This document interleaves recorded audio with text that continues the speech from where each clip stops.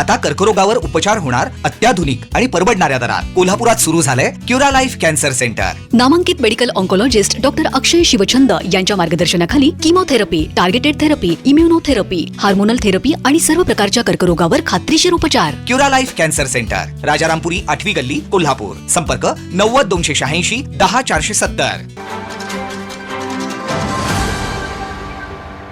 साहेब काय सांगाल, शक्ती प्रदर्शन राष्ट्रवादीने देखील केले, आपण शक्ती प्रदर्शन करता माहितीवरून वेगवेगळं लढणार, एकत्र लढणार आहात का? हसन मुश्रीफ चर्चा अजून संपलेली नाही.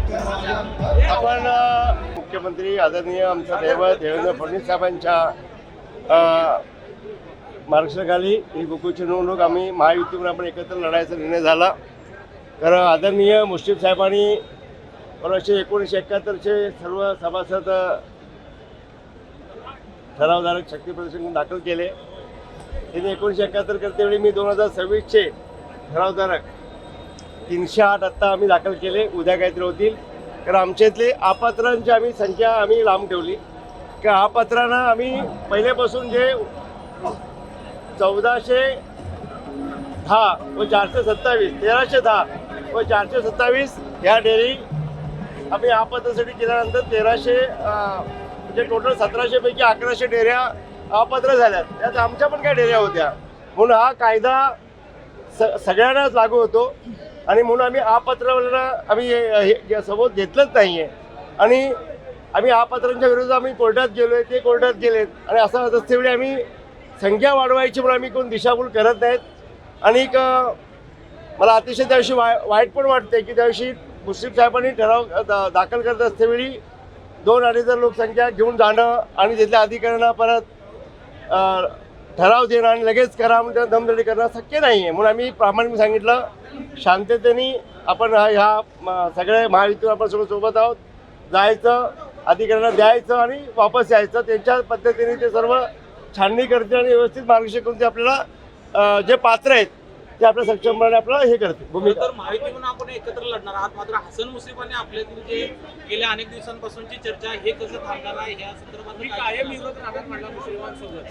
नाही, माझी भावना अजून बदलेली झालेली नाही. खरं एकदा मुख्यमंत्री साहेबांनी आदेश दिले की आपण महायुती म्हणून आपण एकत्र राहायचं आहे, तर आमच्या चंदगड, आजरा, गणगतमधल्या भागाला, उत्तर भागाला कायमच दुर्लक्षित केलेले आहेत. जर आम्हाला योग्य न्याय देत असतील तर आम्ही नक्की 100% आम्ही मुख्यमंत्री साहेबांचा आदेश सर्वोच्च म्हणून आम्ही सोबत राहू. आपण भाषणात व्यक्त केली की आजपर्यंत आम्ही उपेक्षित राहिलो संचालक पदासाठी चंदगडला, त्यावेळी उपेक्षा पूर्ण होईल का, काय वाटते? नाही, व्हायलाच पाहिजे. आणि त्याशिवाय आम्ही काय सोडणार नाही. 100% घेणार.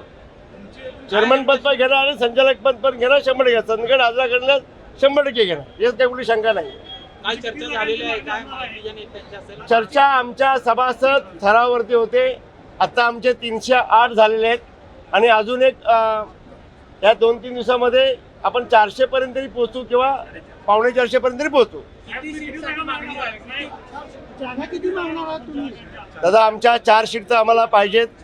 4 सीटची मागणी आहे आणि 1 वर्ष आम्हाला चेअरमन पद 100% आम्हाला हक्काचं आहे, आमच्या तर पाहिजे.